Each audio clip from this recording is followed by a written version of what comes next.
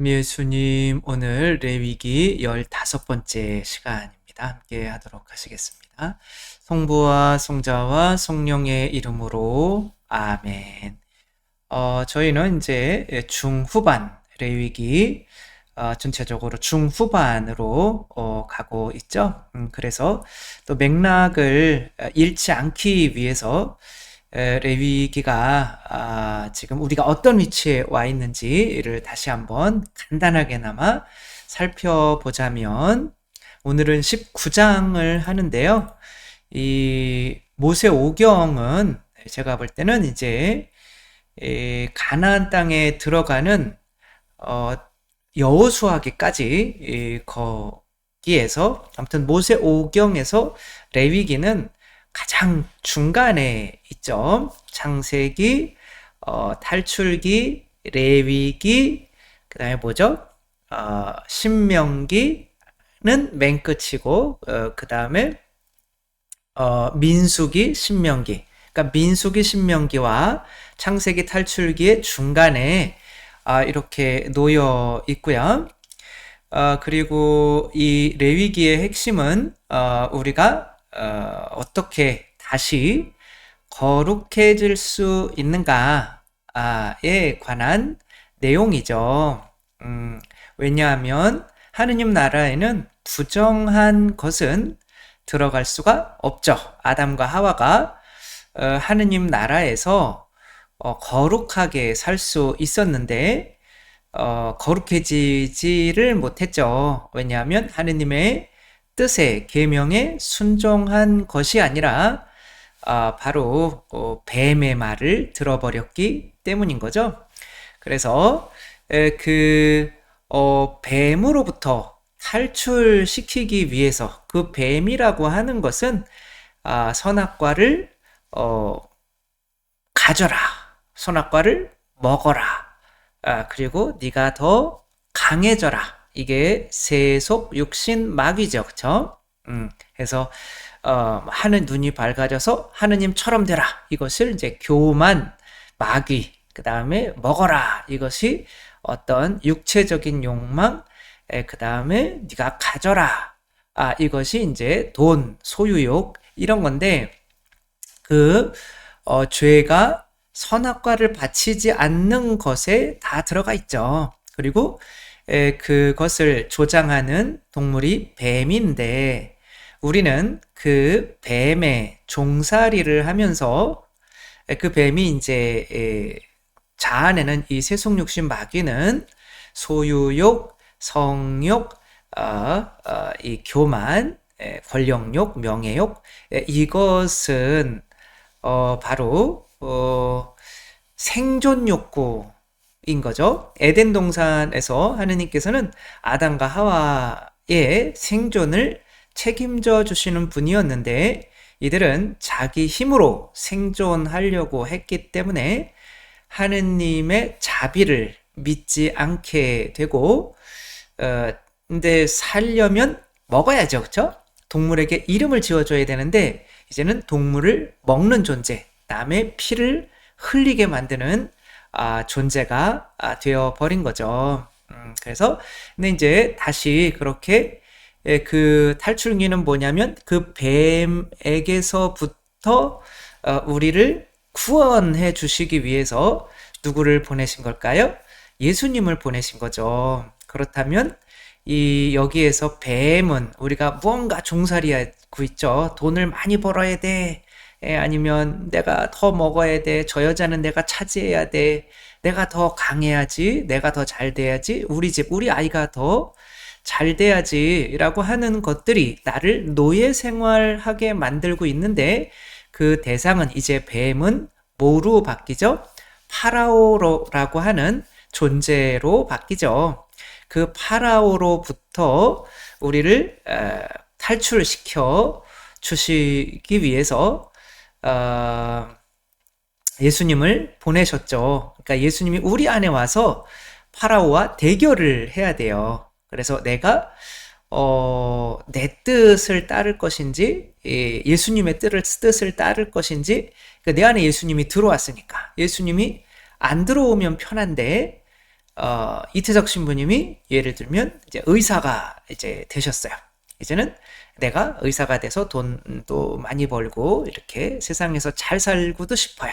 근데 내 안에 예수님께서 그런 거 하지 말고 그냥 가난한 사람들에게 가서 봉사에다 죽어라 라고 하는 이제 그것이 에덴 동산에서 동물들에게 이름을 지어주는 일을 시키는 거죠. 그러면 갈등이 생기잖아요.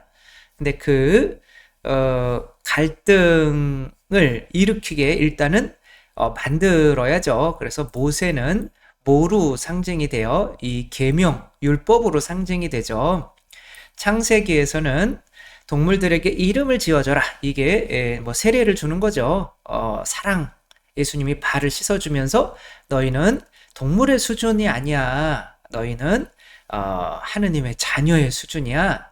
라고 이제 예수님께서 발을 씻어주면서 그게 이제 세례의 상징이죠. 그렇게 우리를 새로 태어나게 하시는 것처럼 근데 이제 뭐 동물들은 동물의 법이 있고 뭐 네 발로 걸어 다니는 법이 있고 인간은 또 두 발로 걸어 다녀야 되는 법이 있는 거죠. 그러니까 인간이 저절로 두 발로 일어서는 것이 아니라 그 나를 사랑해주는 부모를 믿어버렸기 때문에 이제 걸음마를 해서 두 발로 되는 거지. 짐승에게 키워진 그런 아이는 절대로 두 발로 걸을 수가 없죠. 그러니까 결국에는 이 법을 주기 위해서 우리를 자아에게서 끌어낸 거죠. 근데 이 법을 통해서 우리가 레위기는 어떻게 거룩해지느냐. 그러니까 이 법이 바로 예수 그리스도를 상징하는데 예수님이 내 안에 들어오셨어요. 근데 모든 관계는 누군가를 만날 때 나는 그 사람의 집에 방문하는 것과 같죠. 그래서 내가 예수님, 하느님을 만나러 온다. 그럼 그냥 하느님을 만나는 것이 아니라 하느님의 집인 성전으로 들어가야 되는 거죠. 또 하느님께서 나를 만나러 온다. 그러면 나라고 하는 이 집에 들어오셔야 되는 거죠. 그러니까 서로를 자신의 집에 맞아 들이는 것이 이제 관계인데, 근데 각자의 집에는 각자의 법이 있죠. 내 안에는 뱀의 법이 있는데, 내 뱀의 법을 죽이지 않으면 하느님께서는 내 뱀 안에 소굴에 들어오셔서 그 뱀에게 물려서 죽어서 나를 뱀으로부터 자유롭게 해줄 수가 없는 거죠. 따라서 거룩해지려면 예수님의 법으로 이렇게 들어가야 되는데 그 법이 이렇게 들어있는 곳이 이제 성전인 거죠. 그러니까 이게 하느님이 우리에게 주신 법이라고 할 수도 있고 하느님 예수 그리스도 자신이라고도 할 수가 있고 그 안에 가장 깊숙한 곳에는 어떤 궤가 있는데 그게 뭐죠? 계약의 궤 안에 또 뭐가 들어있죠? 십계명판이 십계명판은 뭐예요? 서로 사랑해라 그런 거죠. 근데 그 사랑이라고 하는 그분 하느님 속으로 이제 내가 들어가는데 그러려면 나의 법을 계속 죽이면서 그분의 법에 내 자신을 맞춰가게 돼 있는 거죠. 그것을 거룩해지는 것이다 라고 하는 거고 이 레위기가 탈출기 때 이 성막을 짓게까지 이렇게 했다면 레위기는 내 안에 있는 이 지어진 성전 안에 이제 그분이 탈출기는 내 안에 들어오는 얘기라면 레위기는 내가 이제 어떻게 그분 안으로 들어가면서 거룩해질 수 있느냐 라고 하는 거죠. 모세는 이제 시나이 산에 올라가서 저 가려진 곳이 어디겠어요? 우리 성막으로 하자면 제일 꼭대기 가려진 곳 하느님을 만나는 곳은 뜰이 있고 그 들어가면 성소가 있고 지성소가 있죠. 그 세 개 중에 어딜까요? 지성소인 거죠. 그러니까 요 높이 이 시나이 산으로 올라가는 것이나 그래서 십자가의 성료하는 내가 거룩해지는 과정을 까르멜의 산길이라고 하는 책으로 썼어요. 내 자신을 점점 죽여가는 무로 만드는 과정이 영성이다. 그런 면에서 그거와 비슷하지만 또 아빌라의 성녀 데레사는 이제 성막으로 들어가는 과정, 그걸 영혼의 성인 거죠. 똑같은 거지만 기도를 통해서 성막 가장 깊숙이 들어가는 과정을 영성이라고 본 거죠. 그러니까 영성은 내가 거룩해져가는 과정을 의미하는 거죠. 따라서 이렇게 요게 제 머리 위에 솟은 요 뿔처럼 생긴 제가 좀 잠깐 사라져야겠네요. 그러니까 지금 모세가 이 위로 올라와서 여기에서 하느님을 만나게 된 것처럼, 그리고 여기는 이제 나중에 뒤로 가면 이제 사제와 원로들, 뭐 탈출기에서도 나오지만, 그 다음에 맨 밑에는 일반 백성이 있는 거죠. 이런 삼중 구조가 어떻게 된 거예요? 이 성막이 된 거죠. 이 성막에는 일반 백성은 이 뜰에만 들어올 수 있고, 이 중턱 사제와 원로들은 여기까지 들어올 수 있고, 그 다음에 이제 모세만 올라갔던 이 곳은 지성소가 되는 거죠. 지금 우리는 지성소까지 왔어요. 근데 어떻게 지성소까지 왔는지 또 우리가 잊었을 수 있으니 이 처음에 모든 영성은 다 똑같아요. 그래서 처음에 우리가 버려야 되는 거는 세속육신 마귀 인간의 욕구인 거죠. 그래서 그 욕구를 버리기 위해서 제일 중요한 것은 에덴 동산에서 바치지 못했던 선악과를 봉헌하는 거죠. 그것을 그것이 이제 이 뜰에서 제단에서 이루어지는데, 처음에 그렇게 봉헌하는 제물을 뭐 5가지로 우리가 선악과를 봉헌하는 것을 이 5가지 의미로 이제 초반에 본 거죠. 그것이 바로 1장에서 7장까지의 어떤 이야기인 거죠. 그래서 뭐였냐면 뭐 간단하게 보면 결국에 내가 이제 그게 11조인 건데, 11조라고 하는 그 내용 안에 번제, 나를 봉헌하는 거예요. 나는 당신 것입니다. 그 돈만 봉헌하는 것이 아니라 그 돈이 없으면 내가 죽잖아요. 그렇죠? 결국 나를 봉헌하는 거고, 곡식제는 뭐예요? 내가 내가 가진 것도 당신 것입니다. 라는 그런 거, 친교제. 이것을 내가 봉헌해야만 당신의 봉헌을 받아들일 수 있는 거죠. 그래서 기브 앤 테이크가 되어야만 친교가 이루어지는 거기 때문에 친교의 의미가 있는 거고, 속죄제, 바로 내 안에 있는 이 자아, 욕심을 내가 그걸 봉헌함으로써 내어놓게 되는 거고요. 그 다음에 그동안 지은 죄에 대한 보상의 의미로도 그것을 봉헌하게 되는 거죠. 그것이 어디에서 이루어지는 거라고요? 바로 뜰에서 이루어지는 거죠. 그러니까 우리 일반 백성들은 기본적으로 뭐는 바쳐야 되는 거예요? 11조는 선악과는 바쳐야 되는 거죠. 내 안에 계신 하느님을 내가 온전히 뱀에 물려 죽지 않게 만들기 위해서 기본적으로 내가 에덴 동산에 들어가려면 11조 정도는 그런 5가지 의미로 바쳐주어야 한다라고 하는 내용이었고, 그 다음에는 이제 성소로 들어갔잖아요. 이 성소 안에서는 이제 육체의 욕망이 봉헌되는 것뿐만이 아니라 이 머리, 이가 이제 봉헌되는 거죠. 이제 아까는 소리기도라고 했다면 이제는 묵상기도를 하게 되는 거죠. 이 성소 안에는 어떤 계급만 들어올 수 있냐면 사제들만 들어올 수 있죠. 그러니까 여기 안에 뭐가 있냐면 떡상이 있고, 이제 12개가 6개 놓여 있는 이제 빵을 봉헌하는 거죠. 그래서 이 빵은 뭐와 같다고 그랬죠? 말자로 시작하는데 말씀이죠. 그렇죠? 나는 사람이 이게 만나 뭐 이런 것이 이렇게 하늘에서 내려오는 양식, 그것이 바로 말씀인 거죠. 우리는 말씀을 어떻게 해야 되는 거예요? 먹는 거죠.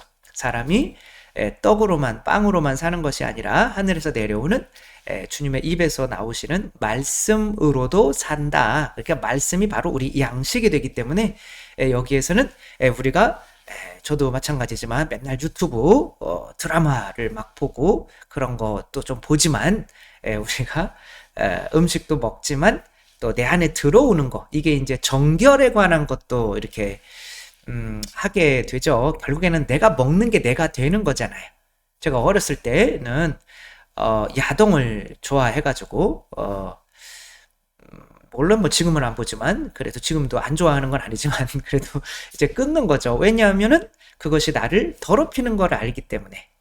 그래서 이제 사죄의 단계가 되면 이제 나를 이제 맨날 세속욕심 막기 위해서 뭐 11조만 바치고 내가 더러워지면 안 되잖아요. 뭐가 더러운지, 뭐가 더럽지 않은지를 분별할 수 있게 해주는 이 말씀을 매일매일 먹어야 되는 거죠. 그래서 저희 본당 뭐 사목회나 많은 분들은 카톡에 항상 그날 자신들이 한 구절 예수님께서 나에게 해주시는 성경 말씀이나 뭐 하느님의 사람이신 그리스도의 신앙 뭐 아무튼 거기서 읽은 것 중에 하나를 이렇게 올리게 돼 있어요. 그래야 그 말씀이 나의 이제 발을 잡아주는 건데 그 말씀만 읽는다고 되는 것이 아니라 여기 메노라라고 하는 게 있죠. 요거 이게 이제 메노라라고 하는 건데 이 뭐 7개 그리고 불이 있으면 뭐 당연히 성령님을 의미하는 거죠. 요것은 진리 이를 의미하는 거고 진리, 말씀, 그 다음에 은총. 예수님께서는 은총과 진리가 충만하게 오신 거잖아요. 아이들이 은총은 이제 타는 거죠, 그렇죠? 어떤 에너지이고 사랑인데 그 사랑이 전해지는 방식이 이렇게 두 가지라는 거예요. 사랑이 있으면 피를 내어주고, 그렇죠? 은총을 내어줘서 아 이분이 내 부모구나. 그리고 그러면 인간이 어떻게 살아야 되는지 또 알려줘야 되겠죠. 그렇죠? 모범으로 이게 진리인 거죠. 그게 합쳐져서 이제 새로 태어남이 일어나는 건데 사제라고 하는 사람은 이 은총과 진리를 자신들이 받아들여서 매일매일 더 성장하고 더 진리에 가까워지고 더 은총에 가까워지는 이런 삶을 살아서 이렇게 자신도 정결해지고 다른 사람도 자 이것은 먹지 마세요. 이것은 더러운 겁니다. 이런 피부병 이렇게 하면 피부병이 생기고 이렇게 하면 낫습니다. 라는 것을 알려줄 수 있는 율법 교사가 되게 되는 거죠. 자 그러면 이런 대사제까지는 어떻게 가느냐? 이것은 자기와 자기에게 딸린 이 식구들 대사제는 12 사도가 아니라 뭐죠? 12사도 예수님은 사도였지만 그 지파 백성 나에게 딸려진 백성이 있잖아요. 사제들은 그 사람들을 살리기 위해서 그 사람들을 보속하기 위해서 내가 내 피를 여기서 이제 여기가 이제 계약의 궤죠. 이 위가 이제 속죄판이라고 하는데 이 속죄판에 자신과 온 백성을 위해서 피를 봉헌할 줄 아는 사람 그게 바로 16장이었잖아요. 그런 사람이 되는 거. 그러니까 예수님께서 이 세상에 오셔서 대사제이신 것은 뭐 예수님 하느님께 당신 자신을 봉헌하는 것이 아니라 누구의 죄를 위해서 당신은 죄가 없지만 우리의 죄를 위해서 당신의 피를 아버지께 봉헌하는 사람이 이제 대사제가 되는 거고 그것은 히브리서 뭐 9장 10장 뭐 이렇게 읽어보시면 그런 내용이 잘 나오고 있죠. 그것이 이제 16장이었어요. 그래서 16장은 대사제는 다시 사라져 주시고 네, 대사제는 이제 그래서 저는 지금까지 이렇게 생각을 했어요. 이렇게까지 들어갔다가 다시 나오는 어떤 이야기 왜냐하면 이렇게 똑같이 또 제사 지내는 이야기가 있고 또 사제의 이야기가 있고 이제 뭐 여기에 16장 뭐 이렇게 보는 게 일반적인 시각인데 아니더라고요. 그래서 대사제로서 계속 나가는 거예요. 대사제가 어떻게 거룩해질 수 있는지가 지속되는 거예요. 점점점 더 지성소에서 하느님께 가까워지는 이야기이지 다시 나오는 이야기가 아니다 라고 이렇게 다시 정정을 앞에 한 거를 정정을 해드리고요. 뭐 저도 이거 하면서 계속 배워 나가는 거니까 이 16장은 뭐냐면 이제 대사제는 다른 사람을 위해서 피를 흘려줄 수 있는 사람이다. 이제 사제는 내가 깨달은 것을 가르쳐 줄 수 있는 사람이라면 대사제는 다른 사람을 위해서 이제 피를 흘려줄 수 있는 사람이고 그 다른 사람을 위한 도구는 피다, 생명이다. 그러니까 생명을 다른 사람을 위해서, 양들을 위해서 바칠 수 있는 사람, 그게 17장 이 이야기고요. 18장 지난 시간에 한 것은 뭐 혼인 이야기가 나오고 땅 이야기가 나왔죠. 그래서 혼인을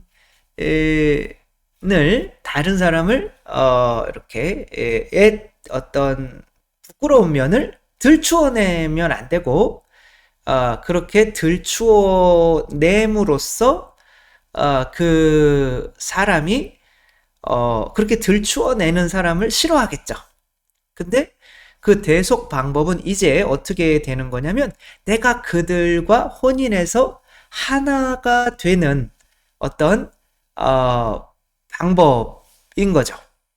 그래서 예수님께서 하느님께서 우리 안에 이렇게 들어오셔서 우리가 땅이고 그분은 하늘이죠. 그렇죠? 그러니까 우리를 거룩하게 하시기 위해서 우리 안에 들어오시는 방식은 뭐냐면 당신의 죽음, 피로 변하는 방법인 거죠.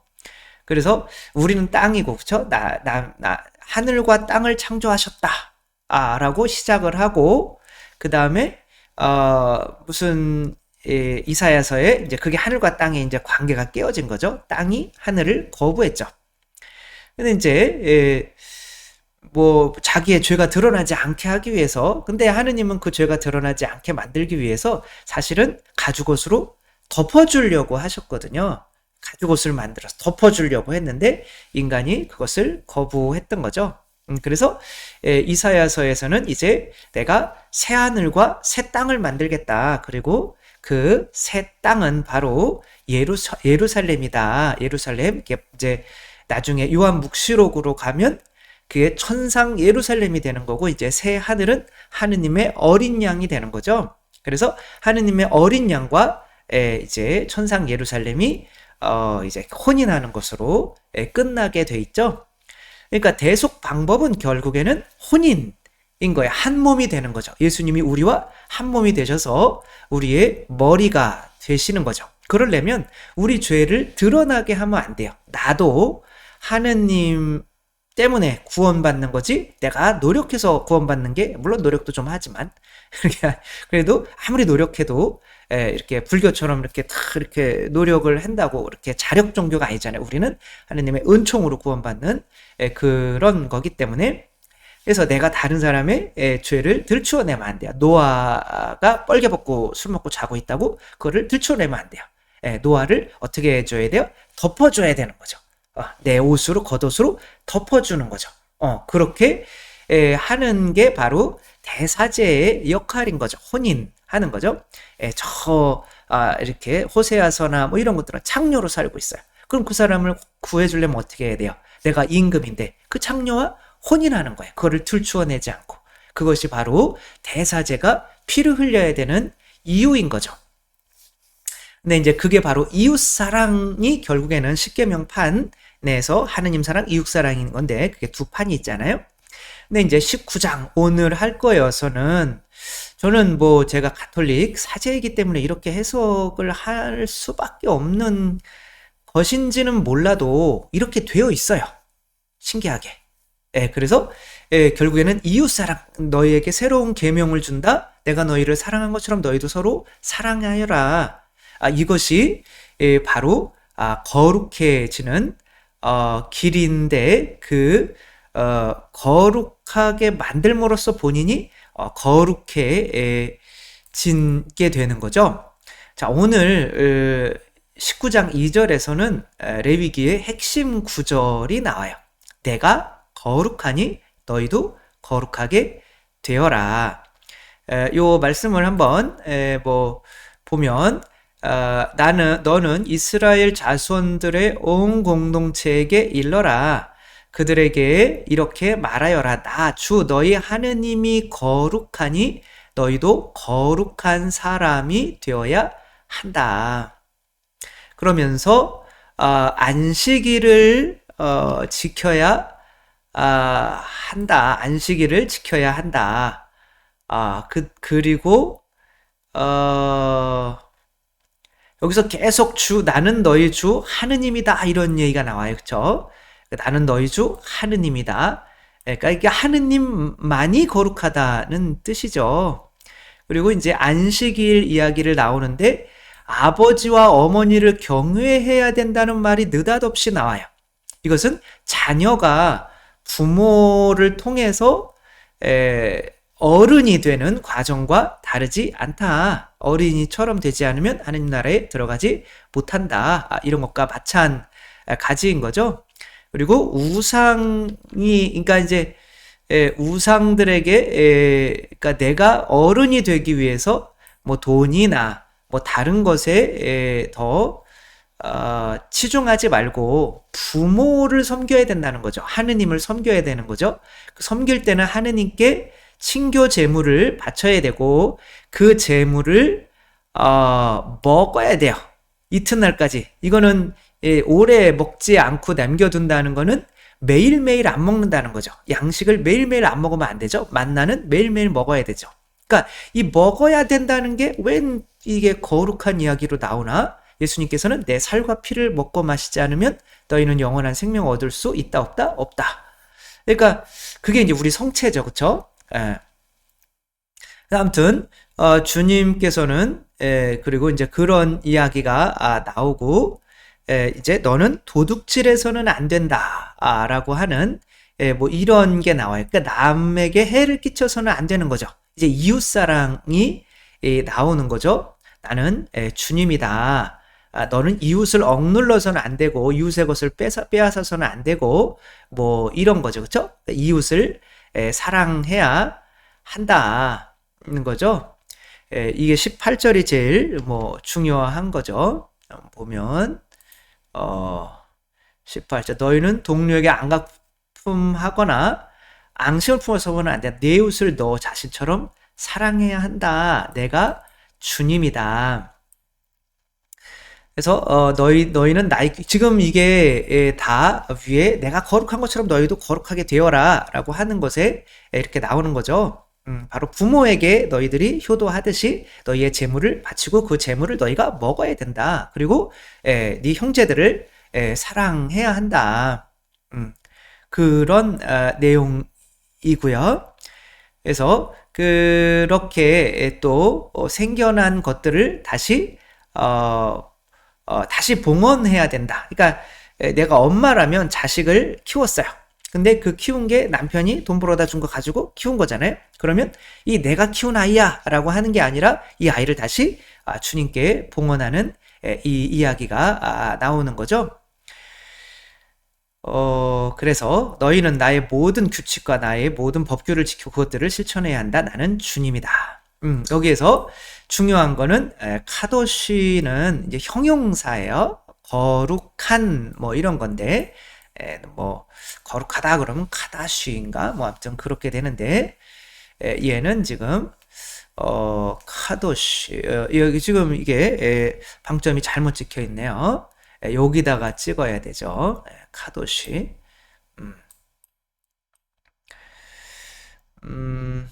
아니면은 뭐 이렇게 해서 이렇게 되는 거고. 아무튼 뭐 그 중요한 게 아니고. 이거 어렵죠, 그쵸? 그림이라. 근데 이제 글씨로 보면은 이제 조금 틀린 게 보이죠.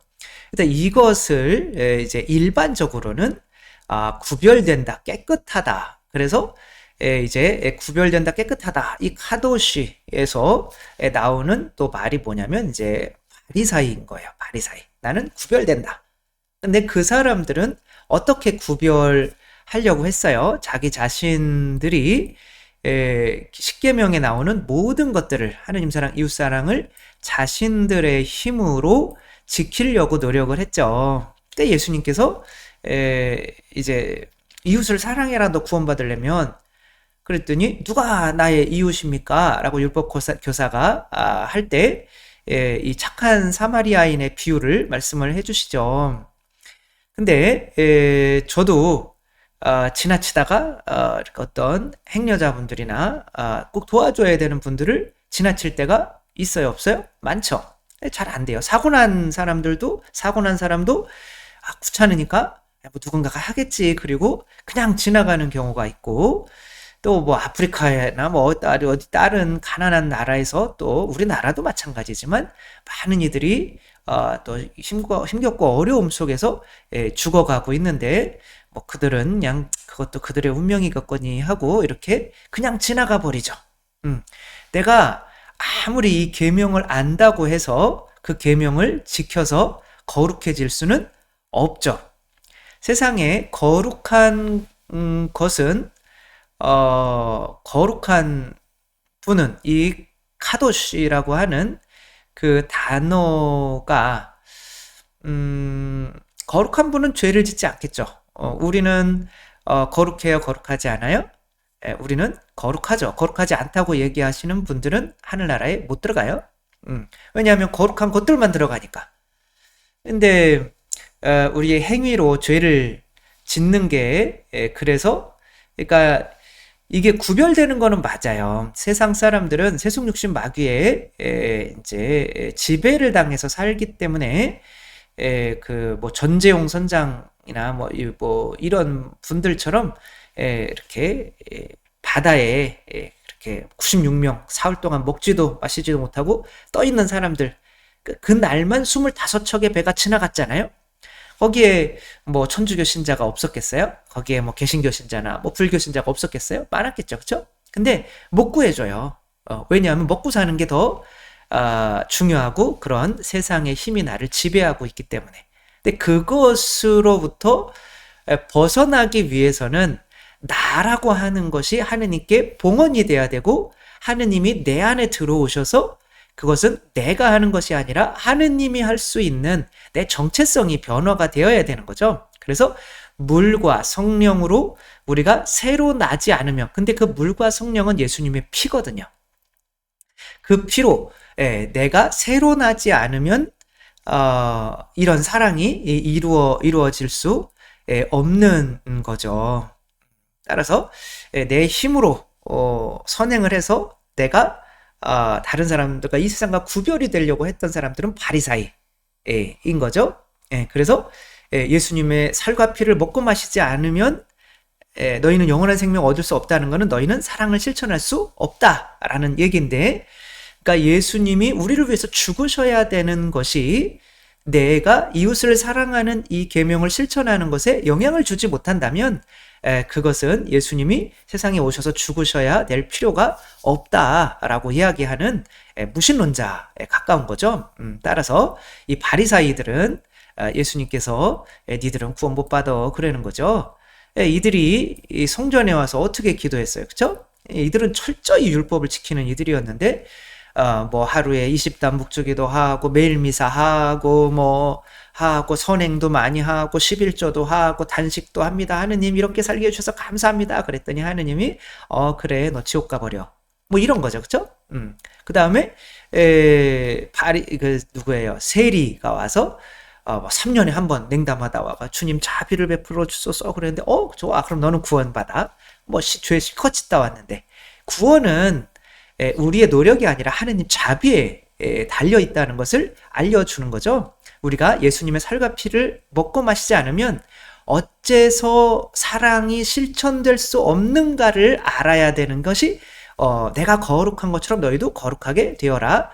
거룩하게 되는 일인 거죠. 여기에 이웃사랑 분명히 나오기는 하지만 그 앞에 재물을 봉헌하고 부모에게 그 가르침과 은총과 진리를 먹고 마시는 것처럼 그런 재물을 봉헌하고 그 재물을 먹는 내용이 더 중요하다는 거죠. 그래서 이 까시아라고 하는 곳에서는 어, 어떤 그 성체가 피로 변해가지고 종이에 이거 이제 브레비아리움이라고 쓰여져 있네요. 이게 이제 그 성밀도 책에 그래도 기도서에 낀 것 같네요. 그거를 병자성사를 갔는데 이제 피로 변해가지고 이 안에 스며들어 버린 거죠. 그러니까 이 종이는 거룩할까요? 거룩하지 않을까요? 천사는 거룩할까요? 거룩하지 않을까요? 천사는 죄를 짓지 않으니까 거룩하지 않죠. 죄 짓는 거 안 짓는 거 그것이 거룩함이 아니라 하느님이 거룩하신 거죠. 모든 피조물은 거룩할 수가 없어요. 하느님이 아니기 때문에. 그러면 내가 거룩한 것처럼 너희도 거룩해져라 라고 하는 거는 무슨 소리예요? 내 살과 피를 먹고 마셔라 그런 거죠. 자, 이 종이는 자기 스스로는 아무리 깨끗이 빨아도 죄를 안 짓고 정결하게 살려고 노력을 해도 거룩해질 수 없어요. 그게 이제 그렇다면 이제 불교 쪽으로 가는 게 나아요. 자비를 실천하고, 왜냐면 그게 자력 구원 종교잖아요. 근데 우리는 그렇게 안 되는 거예요. 내 살과 피를 먹고 마시지 않으면. 그러니까 예수님의 살과 피, 그게 양식이잖아요. 그걸 먹고 마셔야 그게 그 예수님이 생명나무니까 영원한 생명이 내 안에 들어온 거죠. 그러니까 이 성체 하느님의 피가, 그러니까 하느님이 내 안에 스며들려면 먹혀야 되기 때문에 죽어야 돼요. 그러니까 하느님이 내 안에 들어오시기 위해서 죽으시는 거죠. 엄마가 아이에게 사랑을 주는 방법도 마찬가지거죠. 이 젖먹이는 그 상징이 있잖아요. 그죠? 엄마의 젖이 살과 피잖아요. 그것을 아이에게 먹으면서 아이가 이 엄마를 먹고 엄마처럼 이제 되는 거죠.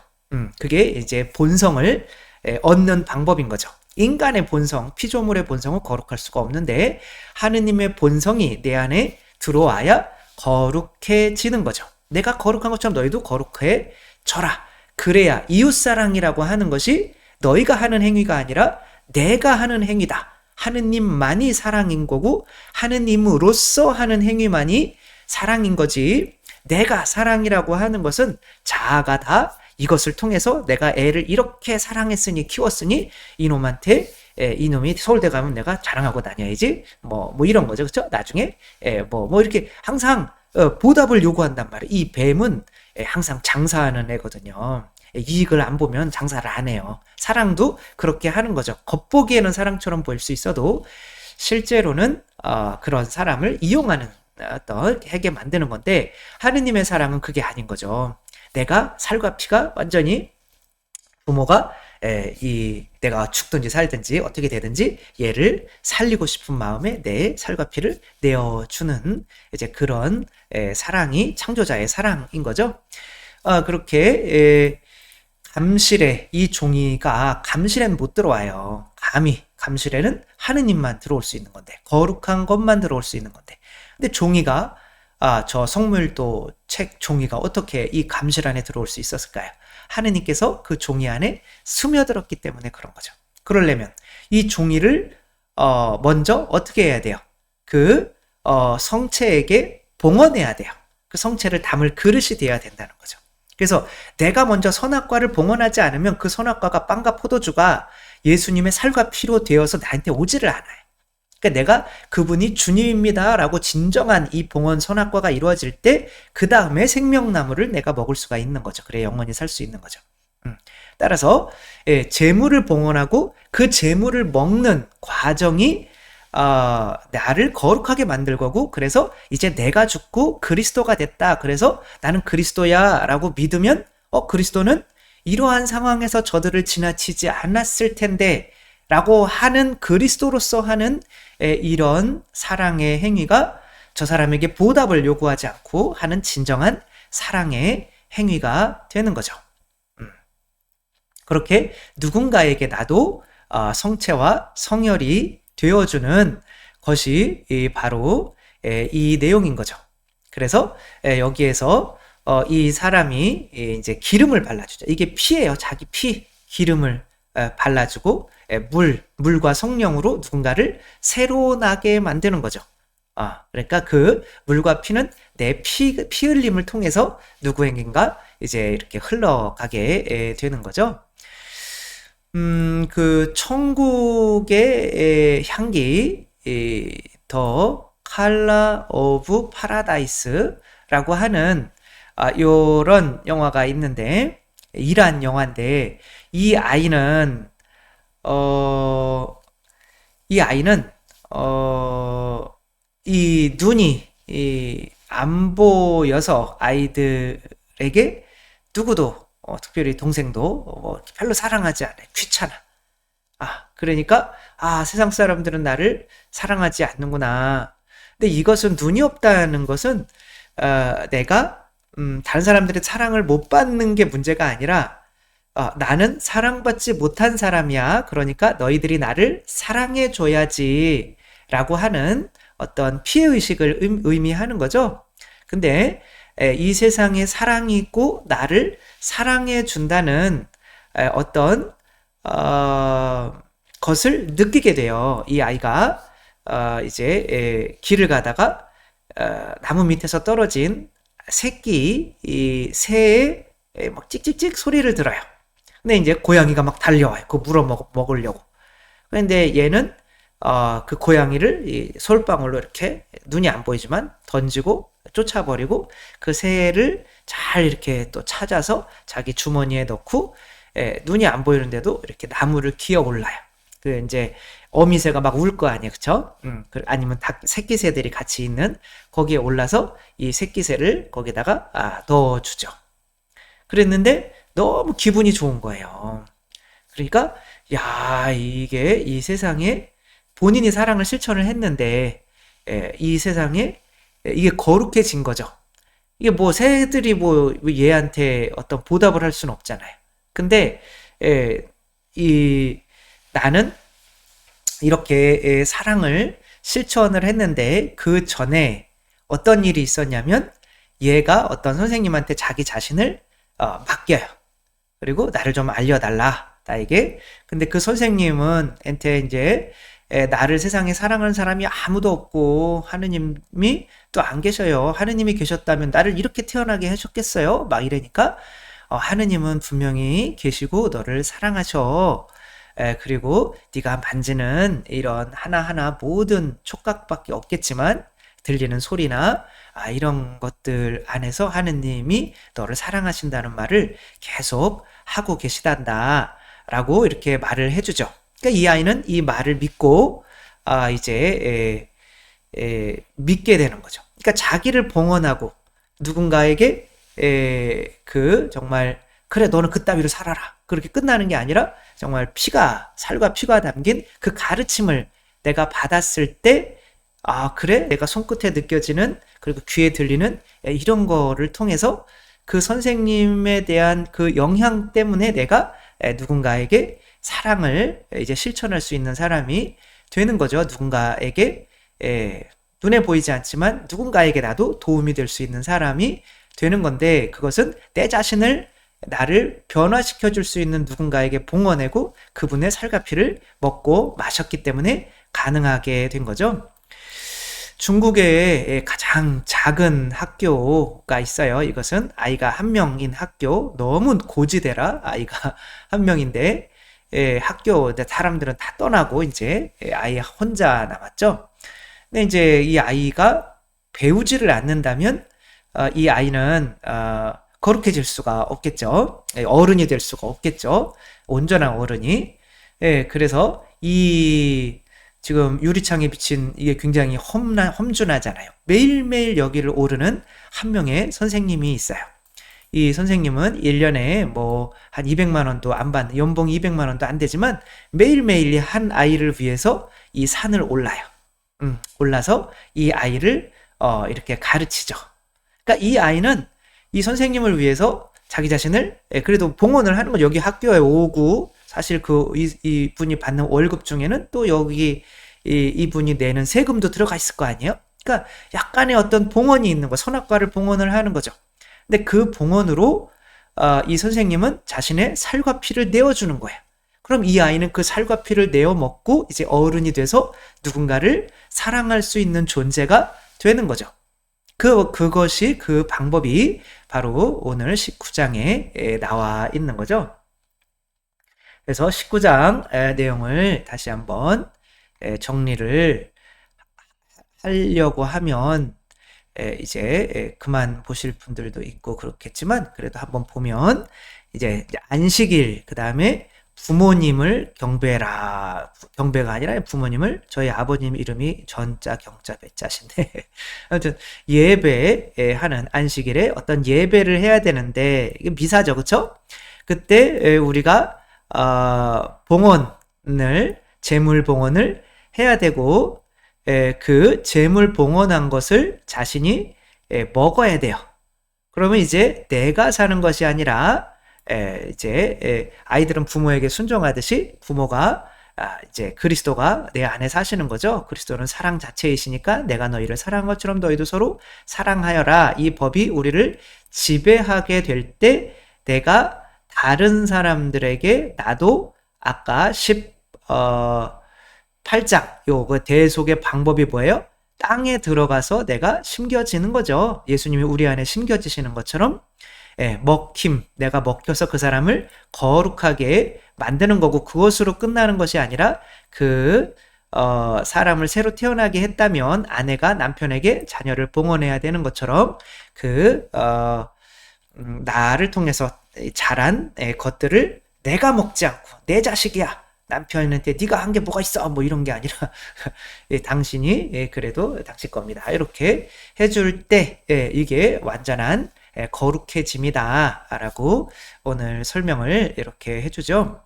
뭐 우리 가톨릭에서 가르쳐주는 미사를 통한 그리고 이웃사랑을 통한 어떤 구원의 방법이 오늘 19장에 그대로 나와 있는 것을 보고 깜짝 놀랐네요. 그래서 야 이거 이대로 하다가는 너무 그냥 갖다 맞추는다고 하지 않을까라는 생각조차 할 수 있을 정도로 이렇게 신약의 예배가 거룩해지는 과정이 명확하게 이렇게 나올 수 있을까라는 생각이 들 정도로 이렇게 구약 안에서도 신약이 이렇게 예언되어 있다라는 거 그리고 또 거룩해지는 것은 내가 사랑을 이웃사랑을 통해서인데 그러기 위해서는 내가 그분을 주님으로 인정하는 봉헌을 하고 그 봉헌을 통해서 그 재물을 내가 먹어야 되는 거죠.